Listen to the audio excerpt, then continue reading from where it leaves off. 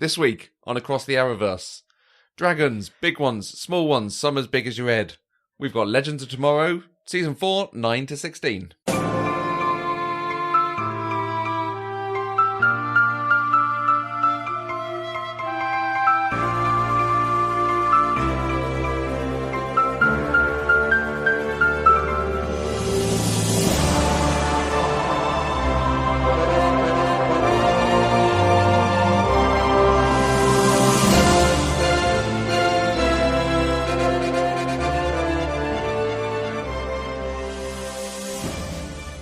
Hi everybody, and welcome to Across the Arrowverse. I'm Matthew Vose. And I'm Catherine Vose.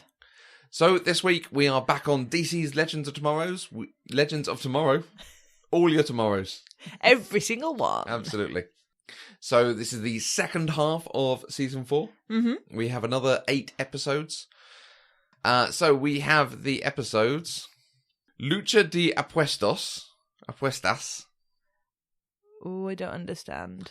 Which, there's a link. Let's click the link. Which is a Lucha Libre freestyle wrestling thing. Oh, fair enough. Okay, fine. We have the episode The Getaway. The thing with the president, with Nixon. Yep. We have Seance and Sensibility. I like that one. We have The Eggplant, the Witch, and the Wardrobe. Nice. Egg MacGuffin. Oh. Very good. Nip Stroke Stuck. Okay. Nip Stuck. Nipstuck, yeah. Terms of Service and Hey, World, ! Nice. Good. We gushed and raved about that first half of the season. We did. It was particularly good. It was very good. It was very fun. They'd corrected all the wrongs of the previous 3 seasons and kept all of the fun comedy of it, I think. Yeah, absolutely. What's your impression of the second half of the season? On the whole, I think it landed it. Okay. I think there were episodes that were better and worse than other episodes. Mm-hmm. I still, as a whole, enjoyed the season. Okay. But it's a little bit like when we go to the theatre, we love the bit before the interval. Yeah. And then in the second half, they actually have to do the plot. Yeah. And it's not quite as fun as the world building that they do before the interval. Yeah. And I feel a little bit like that about this second half of the season.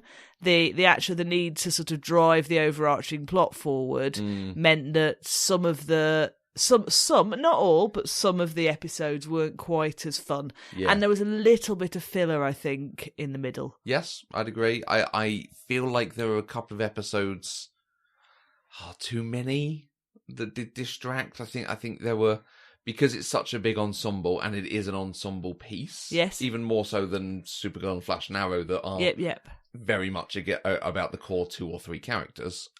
Everyone had to have an episode, which meant there was some extra stuff in there. I think the Gary stuff is where it loses me. I think there's bits, the Nixon stuff didn't land for me, but fine, I can see it for others. I think they overdid the monster stuff, and actually the monsters are really good. There was no nuance to that story, really, but fine, I can see. And I also don't necessarily believe it. I'm like, sorry, the Minotaur spent years haunting these labyrinthine cellars, and now actually he's just a pussycat that likes to play guitar. Absolutely, yeah. They didn't. There was more possibility for those stories, but I think over and above everything else, it is the Gary stuff, and I find it really interesting because he's so similar to Ralph Dibny. Was introduced last season as a somewhat bit part having some stuff to do, and this season they've turned him into more comic relief whilst also a sort of mechanism for moving stories forward every so often. But Gary just doesn't land for me. I think the difference between the two is that Ralph Dibny has a heart and wants to help people. Right. Whereas I think Gary is not inherently evil, but I think the centre of Gary's world is very much Gary. Yeah, it's true. And Gary's, so whereas Ralph won his place within the team and is going out to help other people alongside the team, Gary is just trying to suck up to the cool kids because he wants to be within the team, but not particularly because he wants to help anyone. No. Yeah, that's a really, really interesting idea, yeah. And yes, I would enjoy it for that, even if it was still... I think they overplay him being nerdy and not a thing. Because they're now going that all the legends were picked because they were losers. Well, no, Sarah Lance wasn't a loser. The point was they were all insignificant. Yes. in their timeline as was. So that's why they were picked, and fine. But now it's, we're all the kids who didn't really fit in. Like, no, that's not actually true. And whilst they have been a bit mean to Gary. Like, Mona not wanting to go out with him is not being mean. No. She just didn't want to go out with him. Yeah. And some of them were a bit mean, but then he was quite distasteful with how he was behaving when he had the powers. And then suddenly everyone was like, oh, well, yes, we were mean to you too, and now we're all friends and you're one of the legends. It didn't, I think you're right, it didn't quite stick. And I think as we were watching, you said, I want to see Gary make the hero play and sacrifice himself. And I think I agree with you that would have been an appropriate way to both rectify Gary's going over to the dark side and also close off the Gary story. Yeah. But clearly that didn't happen. Clearly not. So, there was a lot that happened. I feel because we're talking the second half of the series, we have to talk those climaxes where we went to in the end. Is there anything on any of the in-between stuff you particularly want to pick up on? Or are we talking about how everything resolved? I think our main focus should be how everything resolved. I would just like to have one moment to say how much I loved the Bollywood Indian love god, cousin to the Karma, whatever. Yeah. I love that episode. I thought that was great. Yeah, that was very, very good. Yes. And really nice to have put it in the Jane Austen episode. Yes. Where they could have gone just very cishet, white, Middle England. And then they introduce other cultures because they brought in other elements to it as well that I really enjoyed. So, yeah, that was nice. Yeah, I enjoyed that episode as a whole, and I felt that the ones before had been a bit sluggish, and then I felt that they were lifted and we were back on our way with that episode. Yeah, I completely agree, because the whole thing about the thing with the Mexican thing was fine, but that felt like quite a bit of filler. Yeah. The thing with the president, I really just could not get into in general. And then it ends up with them thinking that Nora's evil because she killed Hank. But that didn't even last for 2 seconds. Exactly. It was all... It felt very contrived. It felt very forced. Yeah. And then suddenly you're in this one with some actually delightful stuff going on. Yeah. And the whole dream sequence in the middle of everyone dreaming about their perfect night with their perfect partner. That was great fun. Really good fun. And that was the show landing its comedy and landing its character stuff. Yes. Yeah. That was the show at its best. Yes, I would agree. Okay, so the climaxes had a lot of different bits for different people. We had the whole hell thing, which I felt they really brought Constantine into his own. Absolutely. Having him going to hell, which we've seen in the Constantine movie. Yeah. So they did a nice version of that here. They set up hell very nicely, and very clearly that's a thing for the next season. Yes, they've totally built that world for us. Absolutely. So, yeah. And actually, it's a world I'm interested in seeing more of. Okay. So we'll come back to that in a sec. The bit that I thought was quite interesting was the way Neron and Tabitha's plot was actually different than everyone seemed to be expecting it to be, and was, this feels like a comic book plot. I can buy this. This is a story that works, I think. Yeah, absolutely. And I liked the dual act plot, and I liked the fact that I liked the whole little love story that was going on between Nero and Tabitha, because that wasn't even. I was at one point I was expecting that to be a double cross by one or the other. Yeah, that's what it felt like. But it didn't seem to be. But no, they were working together. They discussed their plans. They were carrying out their plans. Yeah. Nice. And yeah, I mean, the whole opening the doors of hell and letting demons back onto Earth, that's very standard. That's a standard evil demon plot. Make hell great again thing. Yeah, exactly. They went a little far with the analog to modern politics. I don't think as well as we've seen it done in Supergirl, as well as we saw it done last year in all these shows. I think it was more making a joke of it rather than pointing out the badness of it. Yeah. So your mileage may vary, I think, on that one. Yes, I think so. Nate and Zari, surprisingly, had a lot to do this half.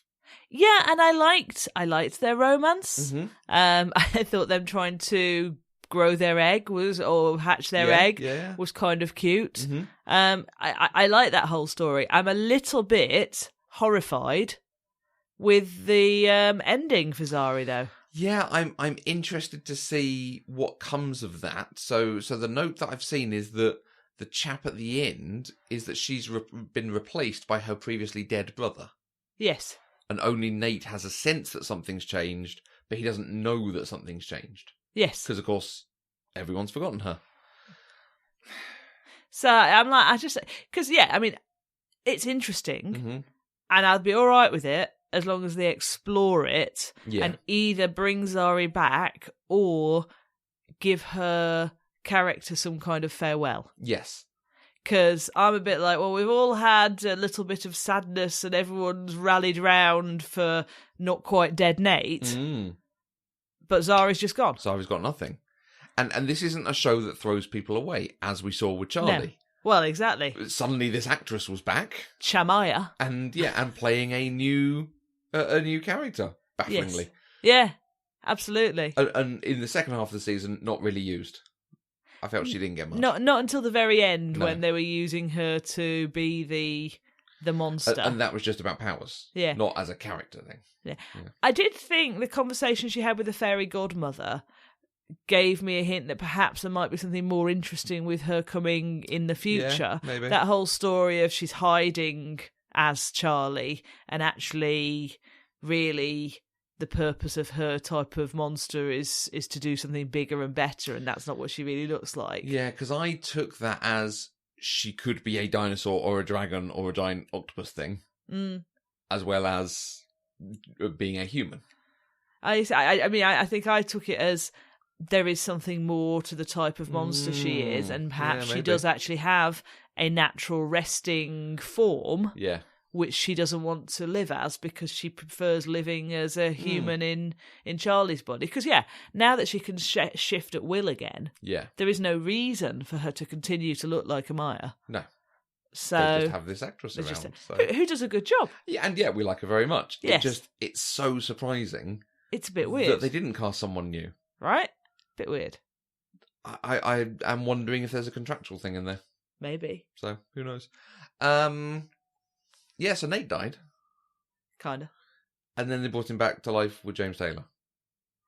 It was a little bit like when Tinkerbell dies at the end of Peter Pan and everyone has to clap to prove that they believe in fairies. Spoilers for Peter Pan, if you haven't.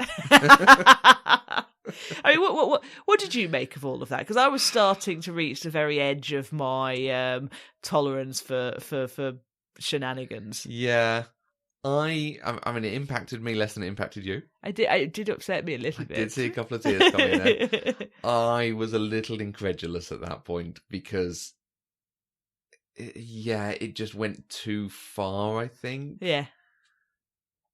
But at the same time, if you're going to talk about hell, you talk about the other place. Yeah. So I think it's a hard thing for Legends because I think there's a very fine line that they've got to walk with keeping it silly and fantastical enough to hit that button that they really did in the first half, and they did in parts of the second half of the season, and going too far and being like, no, your fantastical humour's just like beyond. Yeah. And I think there were places in that second half of the season where they pushed it too far. There's still enough in there that I enjoyed to keep me wanting to watch. I'm not going to dismiss it and never watch it again like with Arrow.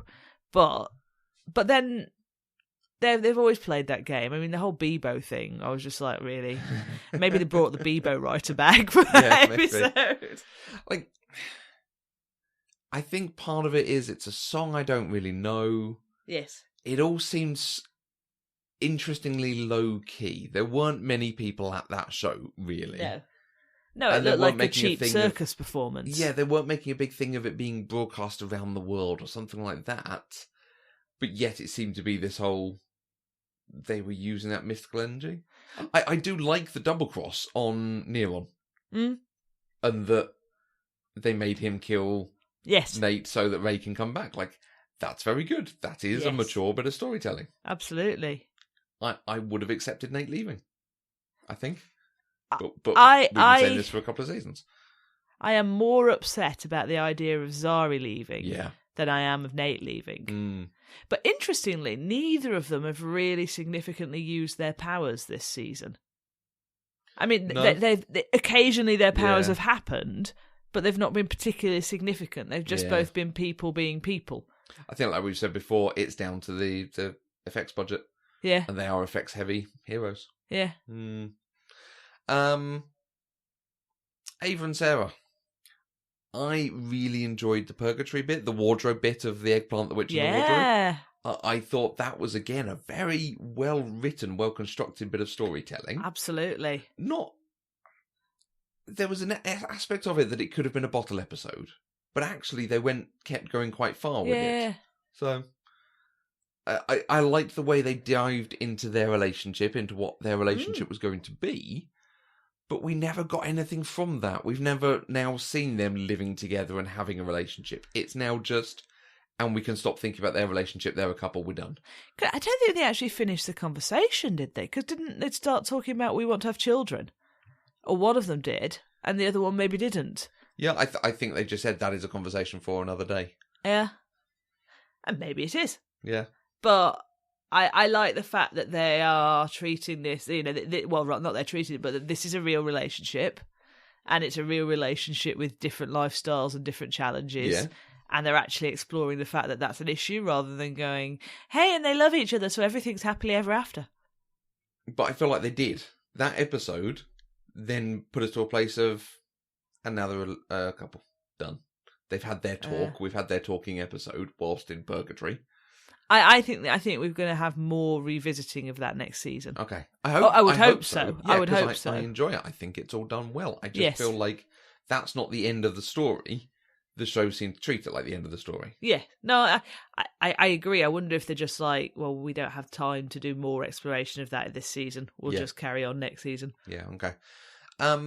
Neron and Tabitha and Nora.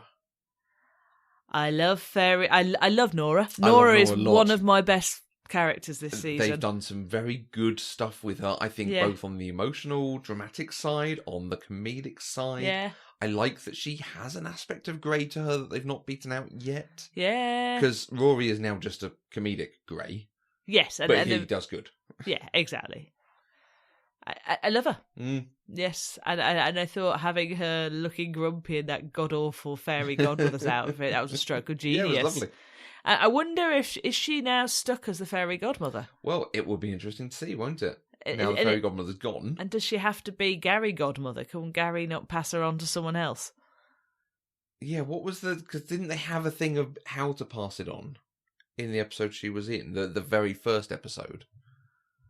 Did they find a way to pass it on? They got the girl to wish that the fairy godmother wasn't her fairy godmother or something like that. And then because she didn't have someone to be godmother to, she was suddenly powerless. But yeah, I don't remember after that. Yeah. Okay, I must say, I did think they had a point about, was she bad enough to just be summarily sent to hell? And perhaps that was an episode before they started treating the monsters more humanely, when they were just dispatching them to hell willy-nilly. And then it was the introduction of Charlie that got them to reconsider it, which, fine. But like you say, they've now just gone to monsters are good. Yeah. We can't be that bad to monsters. Well, no, one of them was a killer in a puppet.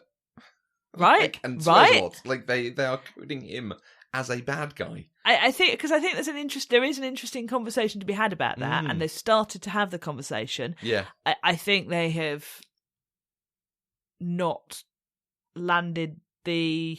I mean, it's a grey conversation. I think they've decided they don't want to be grey; they want to be black and white. Yeah. Dunno. Fine. So in previous seasons, we had Vandal Savage, who got a quick cameo here, although not name checked, which I found very interesting. Yeah. I wonder if they thought it would be good for people like us who've watched it from the beginning, but people who don't know who he is, if they name check him, it's going to be a bit too much. But why? Yeah. Did they just edit it for time, maybe, in the end? Possibly. That was season 1. Season 2 was they're all split out all over time and had to come together.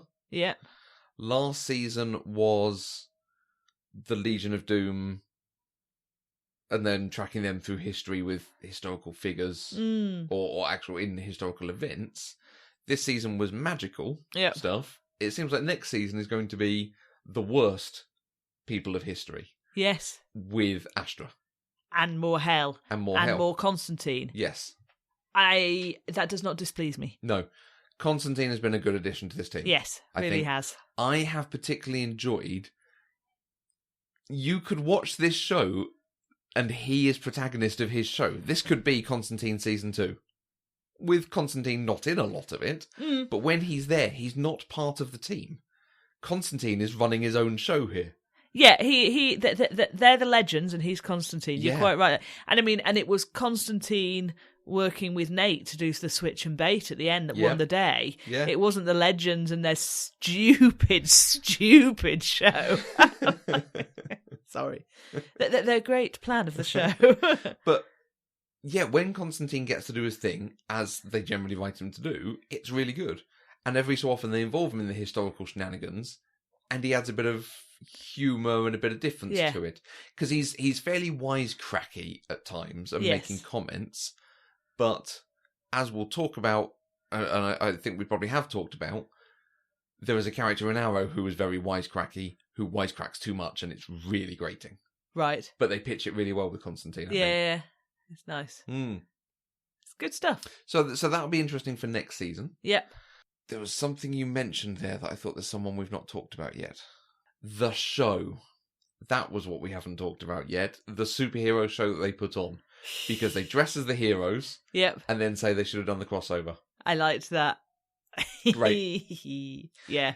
So the fact that they were doing this as in inverted commas, superhero show. Yeah. And they were dressing as these characters, and then there were people who turned up who were in Supergirl, Flash, and Arrow outfits. Yes. That's the sort of continuity I want to see. You know, one of the points of us doing this podcast was to talk about how the shows treat each other, which this season has been pretty much the crossover. Yeah. They've not had too much to do to each other. The 150th episode of Arrow aside, where they had the bit on the documentary, but... This is the sort of thing, like, this is a world where Flash and Supergirl and Arrow exist, and people will like them and will want to respond to them. Yes. And the Legends use that, and it feels pretty genuine and fitting. Yeah. And it's the sort of thing that I've seen them do in the comic books over the years that always fits. But when they've done it in the TV show, it's often a little contrived. The fact that Oliver's son was really into the Flash at first. Yeah. And that was just a bit, okay, because of course he is. Yeah. But... This is just, this is a world of superheroes, and it's great. I agree. I thought that was jolly good fun. And then seeing them all dressing up as... Yeah, no, it was really good fun. I quite liked the show they did. It felt like when we've seen, what did we see, Disney on Ice? Yep. Had elements of that, and the stuff I've seen about the Marvel Universe Live stuff. Right. Feels very much like that. Like, nice. We need to defeat Loki. You all have to clap with me, and we can defeat it. It has that vibe to it, Can we go to that? So, Legends Tomorrow, Season 4. Do you want to give it some sort of rating, some sort of grading, some sort of opinion to wrap it up? Scale of Rory to Constantine. I like Rory better than you. That scale doesn't work for me. Okay. Yeah. On the scale of Gary to Constantine. Oh gosh. Far more Constantine than Gary. Right. I really enjoyed it. Okay. I think it has left me with a sense that there is far more fun to be had. Right. Especially if they bring that dragon back. Yes, because there's a baby dragon. With young Zari. Okay. I'd even watch Arrow if it had a baby dragon. Diaz is the dragon. Doesn't work for me. I'm a little hesitant for season 5 if it's going to be Genghis Khan and Charles Manson and Joseph Stalin and... Like, Jane Austen is very different from that, you know. Me too, because I don't see much humour in what these people actually did in real life, so they're going to have to tread that line very carefully. And like I've seen them do, it reminds me of Red Dwarf, where they've done episodes of, there was one with a waxwork museum where the waxworks were androids and they all came to life and started having a war between the good and the bad people. Right. And that, there was an element of humour of some of the lines they gave to the bad people, but generally it was just, it doesn't need to be these characters. Yeah. We don't need to be making them sources of fun. They'll need to do something interesting with it. Yeah. I wonder whether it's going to be they have to go back to those people's time and do anything, or it's these people in the now or in hell or something. So, or maybe they're throwing us a bit of a red herring by making us think, we're going to have some episodic stuff with each one. Actually, maybe it's going to be something a bit different. Yeah, don't know. Which is entirely possible. Yeah. Because it would be interesting to be bringing Astra back. They'd have to go deep into the Constantine lore at that point. Well, I'm interested to see what changes in the Constantine character, or does anything change in the Constantine character, if this thing that he thought he'd done that was so bad, letting this child's soul be taken to hell. Yeah. How does a grown-up Astra who's made a sort of a slightly evil career choice as an adult, how does that change his feelings about it? Does that make him go darker? Yeah. Knowing that it is his fault all this has happened. Yeah. Like, which is worse? They're imagining them literally physically torturing a child, or having her soul be warped enough to be an evil denizen of hell herself. Yeah. I'm hopeful that this show continues with Constantine. This isn't going to be a Constantine animated spin-off or something. Yeah. It would be better as part of the Legends, I think. I agree. So. I agree. Okay. Good stuff.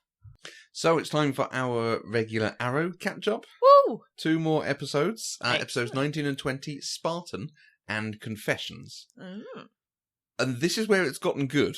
Okay.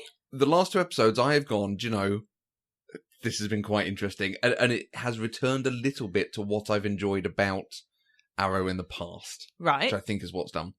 So the episode Spartan. Yep. Obviously we have a character whose nickname is Spartan. John Diggle. I was about to say, that was Diggle, right? Absolutely. Diggle in his vigilante guise. Exactly. So, they know that the Ninth Circle, that thing... Big Bad, are doing stuff, and they know that the Ninth Circle are trying to get something from the Department of Defense. So they go to General Stewart at the Department of Defense, but he refuses to give them classified information. Okay. Turns out General Stewart is John Diggle's stepfather. Now, just as a little tie-in here, do you remember in the crossover episode? Yeah. And there was the thing that the Flash recognised Diggle. The Flash from Earth 90 recognised Diggle and said, "Where's your written?" Right. And there was this sort of, thing that people always wondered, would John Diggle ever become John Stewart, the Green Lantern? Yeah. His stepfather's called General Stewart. Ooh. So at the very least, it talks to, if this was a good relationship in another Earth, maybe he'd take on his stepfather's surname. Yes. And John Stewart would become a Green Lantern. Yeah. But it's just, I said that one of the reasons I got you watching Arrow in the first place was because it was doing this interesting DC wider stuff, Suicide Squad characters coming in, setting up the Flash. Yeah. This is the sort of stuff I mean. Yeah. And it was just so cool, this is awesome. Nice. But then we had an episode where they're going after Ninth Circle and trying to stop them. Stuff and things. Have we seen the Ninth Circle, or have we just heard about their Machiavellian activities? They literally got referenced maybe in the episode or 2 before this. Right. This is the first time they've come up. But they are basically the League of Assassins. Yeah, but not. fair enough. John doesn't like his stepfather. And there's this whole thing of his stepfather allowed his actual father to die when they were in the Marine together. Oh, okay. But his stepfather has gone on to become this amazing general. Right. And Oliver and Felicity both say, he seems like a good dude. He's got a very good history. Maybe you should cut him some slack. It's really unlike you to be like this, John. Yeah. And they actually hack in and find his records, and they find out that actually it was John's dad who was culpable for his own death and the death of 2 of the squad. Right. Through negligence. Right. And actually, Roy Stewart got decorated for it because he was able to recover the situation. Right. And save the rest of the squad and so on. Nice. So he finds that out, and he realises that his stepfather always allowed him to believe his father was really good and his stepfather was the bad one. Because his stepfather's actually a good dude. Because he's such a good dude. And so they have this really nice reconciliation moment at the end of him being if I'm a good person now, it's because of the lessons I learned from you growing up and nice moments. It was very well done. Nice. Stepfather played by Ernie Hudson, who Winston in Ghostbusters. Right. He's the police detective in The Crow. He's John's neighbour in John Wick, the first movie. Right, yes. In the hotel. So one of those quality jobbing actors that we often say they're just so valuable. You know, he's a quality actor of the sort of everyman, yeah, building relationships type. Yeah, so that was really good. In the story as a wider whole, the Ninth Circle managed to get the thing that they wanted, despite the team's efforts against them, and Emiko kills Dante because she now knows that he killed her mother. Okay. And it turns out she is the leader of the Ninth Circle. Right. It's not Dante. She's actually the leader anyway. Okay. That's a typical Arrow twist. Yeah, absolutely. There is also a thing going on that the Ninth Circle have stolen Archer. The tech that is on now on a tablet, because that's the modern world. The DNA tracking thing. Yeah. They've stolen it. Right. And they're using it to do stuff. Felicity manages to hack into it remotely, but she can't actually access it and cut them off. So she deletes the system. That sounds a lot more straightforward than I think it would be in reality, but good for Felicity. But she says, rather than let it fall into other people's hands, and there is this really nice thing of her building up, because she's been talking how she wants to do something herself, not just be part of the team. She wants to leave a legacy, and in this episode, she spoke very explicitly about, I want to leave a legacy, I want to do this stuff. And this is going to be my legacy, this is going to be an amazing security system. This Archer thing. The Archer thing. But she decides to delete it in the end. So now she's destroyed her legacy. But the girl that she had recruited to be her CTO, the other hack type woman, backs up the root code of Archer, but Felicity thinks it's too dangerous and refuses to do anything with it. Right. So it might be, although yes, she created Archer, she's not the one who took it into what we see in the future. Yep. And in the future, Mia and Connor go to John Diggle's actual son, Connor's brother. Right. So Connor is a main guy in this new Argus thing in the future. Right. The other son, JJ, is leader of the Deathstroke gang. Slade. Oh, dear. They get attacked, but they manage to get the thing they want, and then Felicity is able to learn more about Galaxy 1 and Archer. Right. Fine. Okay. Then we have the episode Confessions, which is a in media res flashback type episode. Okay. Team Arrow have done a thing to try and stop all the stuff that the Ninth Circle have stolen from killing huge numbers of people in Star City. Future? No, in the now. Current, okay. Yeah. But in doing so, 2 security guard police officer types were brutally beaten to death. All of Team Arrow have been arrested and are being interrogated to find out what actually happened. Right. So you're getting the sort of Rashomon thing of everyone telling their story of events. Oh, that's interesting. But it's not quite Rashomon because it's not the same events. It is Oliver goes there and tells the start of the thing and everyone splits up. But the thing he tells there is he's called in backup because they knew they needed someone with a different set of skills to help them infiltrate this place. Right. They need someone who was amazing at parkour but could also do all the Arrow fighty stuff. So they get Roy Harper back. Ooh. So Roy's been on all the future stuff. This is now Roy's reintegration into the now. Nice. Okay. So Oliver tells the story of them going in and splitting up, and then Felicity tells the story of her getting into a locked place and hacking into the system, and then Roy tells the story of going to help John. John tells the story. So they're all sort of continuing the next bit of the story, and no one can conclusively say who killed these people, except everything seems to be that it was Emiko. Okay. Fair enough. As it turns out, it was Roy. Oh, really? Roy overcome with, and part of his story is that he was helping defeat all these guards, and one of the guards, he just got overwhelmed, and one of them knocked him unconscious. And they say, look, what's the last thing you remember? He's like, the last thing I remember, someone coming at me with a mace. Right. And that's his interrogation over. But that's the last thing he remembers, but the last thing that happens is he gets back up, overcome with bloodlust, and starts going after everyone, and the security guards jump him, and he goes at them with a metal pole. Right. And kills them. And Team Arrow is able to stop him. And it turns out he and Thea have been off fighting the Thanatos Guild, this other League of Assassins that Malcolm Merlyn set up as a splinter cell of the League of Assassins. I was just thinking, where's Thea? Why did they go off? I can't remember. They've been off destroying Lazarus pits. Yes. He's died in the process and been brought back with the Lazarus pit. So he's now got all that aggression that we've seen with Sarah and Thea. Yes. So there's that. So everyone has agreed to lie and say it was Emiko to save Roy and save the team, including Dinah, who was the one interrogating them. Or one of the people interrogating him. Oh, goodness. Them all. And does Roy know that he's the one that killed them? Yes. He does. Yeah. And there's this whole thing of he's like really shook and not sure what to do next. And they're like, well, we need to get you help and so on. But that's going to be the next episode, I think. And it ends with them going to... They know where the Ninth Circle's headquarters are, so they go to confront Emiko. But it turns out she's the one who deleted the security footage of Roy killing these guards, because they knew someone had deleted it, but they weren't sure who. Yeah. And like Dinah thought it was Felicity, and Felicity thought it was Dinah, and so no one knows who it was. Turns out it was Emiko, so she now has that. She comes clean that it was her who killed Robert Queen and blew up the Queen's Gambit. And that her next goal is to destroy Oliver's legacy and make sure he dies as a villain. Gosh. Rather than the hero. And then she blows up the building on top of Oliver. And that's the end of the episode. Wow. So the team is possibly about to be outed for lying whilst working with the police. Yeah. Roy is potentially, going to go haywire again.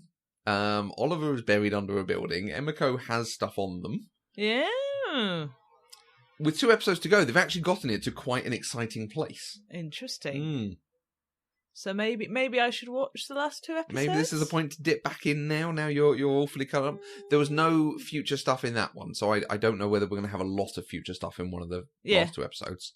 And I think they're going to try and merge them to something a bit more carried over. But I can commit to 2 episodes. You will do that for the team, will you? I will do that for the team. In the future, I think the only people we've now not seen are Oliver and John. Right. And I think John's alive because we saw him in that Star City 2046 episode of Legends. So I will be interested to see what comes of that. But there is this thing that no one knows about Oliver. Yeah. They've mentioned him. And John, I don't even think has been mentioned. Interesting. So we shall see. Yeah, it's gotten to a quite exciting place. I'm quite impressed that they've finally gotten there. But it has gone through a lot of browbeating. Yeah, really, secrets and lies and betrayals and all this sort of thing. Yeah. And now we just have a villain who's trying to take them down. Okay, so, I'm up for it. Yeah. Let's watch. Right.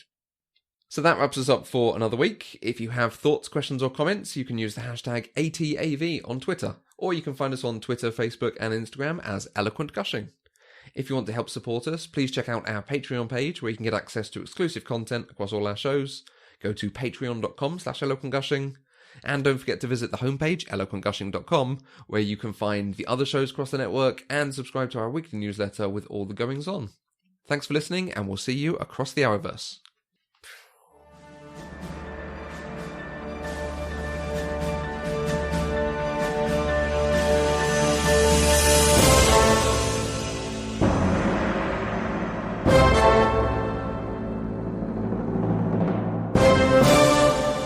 Across the Arrowverse is an Eloquent Gushing production.